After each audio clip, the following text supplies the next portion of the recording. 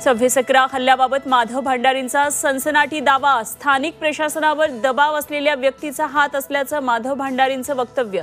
माधव भांडारी यांचा रोख नेमका कोणाकडे, चर्चा सुरू। पुण्यात शरद पवार आणि अजित पवार यांची बैठक, दोघांमध्ये तब्बल अर्धा तास चर्चा। काका पुतण्याच्या भेटीमुळे राजकीय वर्तुळात चर्चांना उधाण, तर एआयच्या वापरासंदर्भात चर्चा झाल्याची अजित पवारांची माहिती। पुण्यात थोड्याच वेळात शिवसंग्रामच्या राज्य कार्यकारिणीची बैठक, ज्योती मेटेंच्या अध्यक्षतेत होणार बैठक।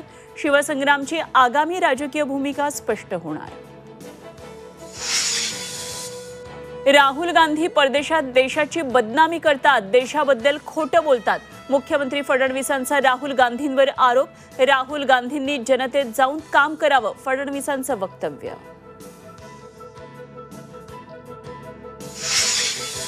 ही नव्हे भाषेची सक्ती, ही तर महाराष्ट्राची भक्ती। मनसेच्या हिंदी सक्ती विरोधाला भाजपचं बॅनरमधून उत्तर। राज ठाकरेंच्या घराबाहेर बॅनर लावत भाजपनं डिवचलं।